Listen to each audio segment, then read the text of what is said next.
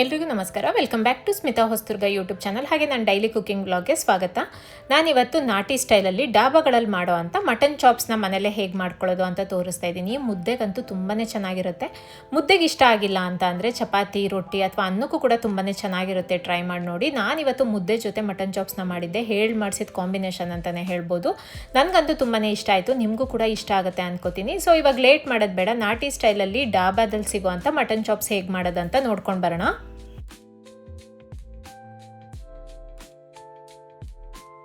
ಮೊದಲಿಗೆ ನಾನಿಲ್ಲಿ mutton chops ಮಾಡ್ಕೊಳ್ಳೋಕ್ಕೆ 1 kg ಮಟನ್ನ ತೊಗೊಂಡಿದ್ದೀನಿ. ಇದನ್ನು ಚೆನ್ನಾಗಿ ನೀರಲ್ಲಿ ಒಂದು ಸರಿ ಮಾತ್ರ ತೊಳ್ಕೊಂಡಿದ್ದೀನಿ. ಮಟನ್ ಆಗಲಿ ಚಿಕನ್ ಆಗಲಿ 2-3 ಸರಿ ಎಲ್ಲ ತೊಳಿಬಾರ್ದು, ಒಂದೇ ಒಂದು ಸರಿ ತೊಳ್ಕೊಳ್ಬೇಕು. ಆ ಜಿಡ್ಡಿನ ಅಂಶ ಎಲ್ಲ ಹಾಗೆ ಇರಬೇಕು. ಸೊ ಮಟನ್ನ ಒಂದು ಸರಿ ತೊಳೆದ್ಬಿಟ್ಟು ನೀರನ್ನ ಕಂಪ್ಲೀಟಾಗಿ ಬಸ್ಬಿಟ್ಟು ಇಟ್ಕೊಂಡಿದ್ದೀನಿ.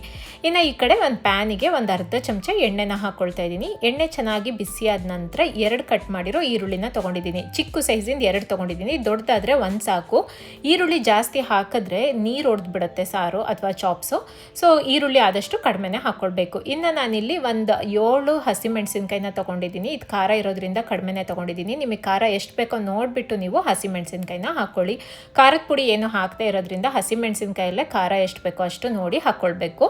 ಇನ್ನು ಒಂದು 2 ತುಂಡು ಶುಂಠಿನ ಹಾಕ್ಕೊಂಡಿದ್ದೀನಿ. ಇನ್ನು ಅರ್ಧ ಗಡ್ಡೆ ಅಷ್ಟು ಬೆಳ್ಳುಳ್ಳಿನ ತೊಗೊಂಡಿದ್ದೀನಿ. ದಪ್ಪ ಬೆಳ್ಳುಳ್ಳಿ ಆದರೆ ಒಂದು ಅರ್ಧ ಗಡ್ಡೆ ಅಥವಾ 1 ಹಾಕ್ಕೊಳ್ಬೋದು. ಚಿಕ್ಕ ಬೆಳ್ಳುಳ್ಳಿ ಆದರೆ ಒಂದು 4-5 ಬೆಳ್ಳುಳ್ಳಿನ ಹಾಕ್ಕೋಬೇಕು. ನಾನ್ ವೆಜ್ಜಿಗೆ ಸ್ವಲ್ಪ ಬೆಳ್ಳುಳ್ಳಿ ಶುಂಠಿ ಮುಂದೆ ಇದ್ದರೆ ಟೇಸ್ಟು ಚೆನ್ನಾಗಿರುತ್ತೆ. ಇನ್ನು ಹಸಿಮೆಣಸಿನ್ಕಾಯಿ ಮತ್ತು ಈರುಳ್ಳಿನೆಲ್ಲ ಚೆನ್ನಾಗಿ ಫ್ರೈ ಮಾಡ್ಕೊಳ್ಬೇಕು. ಈರುಳ್ಳಿದೆಲ್ಲ ಪೂರ್ತಿ ಕಲರ್ ಚೇಂಜ್ ಆಗಬೇಕು, ಹಸಿಮೆಣಸಿನ್ಕಾಯಿ ಘಾಟ್ ಹೋಗಬೇಕು, ಅಲ್ಲಿವರೆಗೂ ಚೆನ್ನಾಗಿ ಫ್ರೈ ಮಾಡಿ ನಂತರ ಒಂದು 2 ತುಂಡು ಚಕ್ಕೆ, ಒಂದು 5 ಲವಂಗ, ಒಂದು ಅರ್ಧ ಚಮಚ ಕಾಳು ಮೆಣಸು, ಒಂದೇ ಒಂದು ಏಲಕ್ಕಿನ ಹಾಕ್ಕೊಂಡಿದ್ದೀನಿ. ಹಾಗೆ 1.5 ಚಮಚದಷ್ಟು ಧನಿಯಾ ಕಾಳನ್ನ ಹಾಕ್ಕೊಂಡಿದ್ದೀನಿ.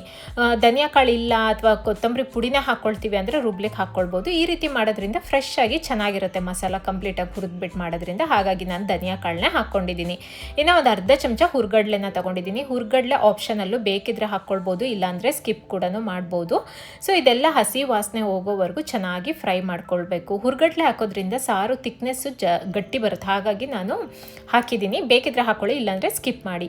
ಈ ಮಸಾಲದೆಲ್ಲ ಹಸಿ ವಾಸನೆ ಹೋಗಿದ ನಂತರ ಒಂದು ಅರ್ಧ ಚಮಚ ಗಸಗಸೆ, 1 ಮುಷ್ಟಿಯಷ್ಟು ಪುದೀನ ಸೊಪ್ಪು, 1 ಮುಷ್ಟಿಯಷ್ಟು ಕೊತ್ತಂಬರಿ ಸೊಪ್ಪು, ಇನ್ನು ಒಂದು 3 ಚಮಚದಷ್ಟು ತೆಂಗಿನಕಾಯಿ ತುರಿನ ಹಾಕ್ಕೊಂಡಿದ್ದೀನಿ. ತೆಂಗಿನ ತುರಿನೂ ಜಾಸ್ತಿ ಇದ್ದರೆ ಚೆನ್ನಾಗಿರಲ್ಲ, ಸೊ ಆದಷ್ಟು ಕಡಿಮೆನೇ ಹಾಕ್ಕೊಳ್ಬೇಕು. ಈ ಸೊಪ್ಪು ಮತ್ತು ತೆಂಗಿನ ತುರಿ ಹಾಕಿದ್ಮೇಲೆ ತುಂಬ ಹೊತ್ತೆಲ್ಲ ಫ್ರೈ ಮಾಡಬಾರ್ದು. ಒಂದು 30 ಸೆಕೆಂಡ್ ಫ್ರೈ ಮಾಡ್ಕೊಳ್ಳೋಣ. ಆಫ್ ಮಾಡ್ಕೊಂಡು ಬಿಡೋಣ ಫ್ಲೇಮ್ನ. ಆ ಬಿಸಿಲೇ ಅದು ಸ್ವಲ್ಪ ಬಿಸಿ ಆದರೆ ಸಾಕು, ಫ್ರೈ ಆದರೆ ಸಾಕು. ಇಷ್ಟಾಗಿದೆ. ಇವಾಗ ಇದು ತಣ್ಣಗಾಗಲಿಕ್ಕೆ ಬಿಡೋಣ. ತಣ್ಣಗಾದ ನಂತರ ನಾನು ತೋರಿಸ್ತಾ ಇದ್ದೀನಿ, ಒಂದು ಮಿಕ್ಸಿ ಜಾರಿಗೆ ಹಾಕ್ಕೊಳ್ತಾ ಇದ್ದೀನಿ. ಆದಷ್ಟು ತಣ್ಣಗಾದ್ಮೇಲೆ ತೊಗೊಳ್ಳಿ, ಇಲ್ಲಾಂದರೆ ಸಿಡಿದು ಬಿಡುತ್ತೆ ಮಸಾಲೆ ರುಬ್ಬುವಾಗ.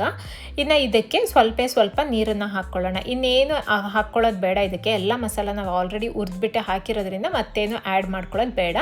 ಇದನ್ನು ಪೂರ್ತಿಯಾಗಿ ನುಣ್ಣಗೂ ರುಬ್ಕೊಳ್ಬಾರ್ದು, ಪೂರ್ತಿಯಾಗಿ ತರಿಯಾಗೂ ರುಬ್ಕೊಳ್ಬಾರ್ದು. ಈ ರೀತಿ ಒಂದು ಕನ್ಸಿಸ್ಟೆನ್ಸಿಲಿ ಅಳತೆಯಲ್ಲಿ ಇರಬೇಕು. ಈ ರೀತಿ ತರಿಯಾಗೂ ಅಲ್ಲ, ಪೂರ್ತಿ ನುಣ್ಣಗೂ ಇಲ್ಲ, ಆ ರೀತಿ ನಾನಿಲ್ಲಿ ರುಬ್ಕೊಂಡಿದ್ದೀನಿ. ಇವಾಗ ಒಗ್ಗರಣೆ ಮಾಡ್ಕೊಳ್ಳೋಣ. ಒಂದು ಕುಕ್ಕರಿಗೆ 1 ಚಮಚ ಎಣ್ಣೆ ಹಾಕ್ಕೊಳ್ತಾ ಇದ್ದೀನಿ. ಸ್ವಲ್ಪ ಎಣ್ಣೆ ಕಡಿಮೆನೇ ಹಾಕ್ಕೊಳ್ಳೋಣ, ಮಟನಲ್ಲಿ ಕೂಡ ಜಿಡ್ಡಿನ ಅಂಶ ಇರೋದ್ರಿಂದ. ಎಣ್ಣೆ ಚೆನ್ನಾಗಿ ಬಿಸಿ ಆದ ನಂತರ ಆವಾಗಲೇ ಹೇಳೋದ್ನಲ್ಲ, 1 kg ಕ್ಲೀನ್ ಮಾಡಿ ಇಟ್ಕೊಂಡಿರೋ ಮಟನ್ನ ಅದನ್ನು ಹಾಕ್ಕೊಳ್ತಾ ಇದ್ದೀನಿ. ಆದಷ್ಟು ಮಟನ್ ಈ ರೀತಿ ಫ್ರೆಶ್ ಆಗಿದ್ದರೆ ಯಾವುದೇ ರೆಸಿಪೀಸ್ದು ಟೇಸ್ಟ್ ಚೆನ್ನಾಗಿ ಅನಿಸುತ್ತೆ. ಸೊ ಆದಷ್ಟು ಫ್ರೆಶ್ ಆಗಿರೋ ಮಟನ್ ಚಿಕನ್ನ ತೊಗೊಳ್ಳಿ. ಇದೇ ಪ್ರೊಸೀಜರಲ್ಲಿ ನೀವು ಚಿಕನ್ ಕೂಡ ಮಾಡ್ಕೊಳ್ಬೋದು. ಮಟನ್ ಹಾಕಿದ ನಂತರ 1 ಕಟ್ ಮಾಡಿರೋ ಈರುಳ್ಳಿ, ಒಂದು ಸ್ವಲ್ಪ ಪುದೀನ ಸೊಪ್ಪನ್ನು ಹಾಕ್ಕೊಳ್ಳೋಣ ಫ್ಲೇವರಿಗೋಸ್ಕರ, ಮತ್ತು ಒಂದು ಅರ್ಧ ಚಮಚ ಅರಿಶಿನದ ಪುಡಿನ ಹಾಕಿ ಹೈ ಫ್ಲೇಮಲ್ಲೇ ಇಟ್ಕೊಂಡು ಒಂದು 2 ನಿಮಿಷ ಇದನ್ನು ಚೆನ್ನಾಗಿ ಫ್ರೈ ಮಾಡ್ಕೊಳ್ಳೋಣ.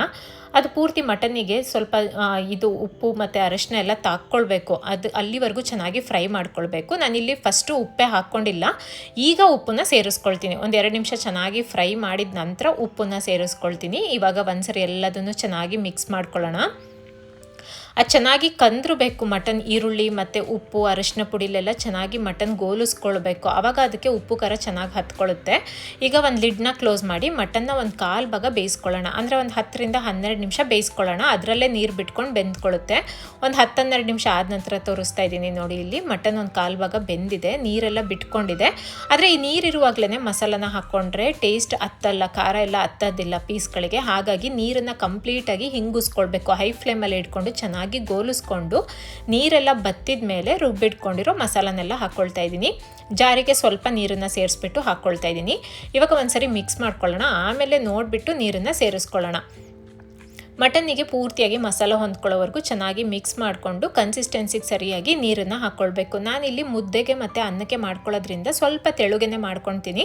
ನೀವೇನಾದ್ರು ಚಪಾತಿ ಅಥವಾ ರೊಟ್ಟಿಗೆ ಮಾಡ್ಕೊಳ್ಳೋದಾದರೆ ಒಂದು ಅರ್ಧ ಲೋಟ ನೀರನ್ನು ಹಾಕ್ಕೊಂಡ್ರೆ ಸಾಕು. ನಾನಿಲ್ಲಿ ಒಂದು ಮುಕ್ಕಾಲು ಲೋಟದಿಂದ 1 ಲೋಟ ನೀರನ್ನು ಹಾಕ್ಕೊಂಡಿದ್ದೀನಿ.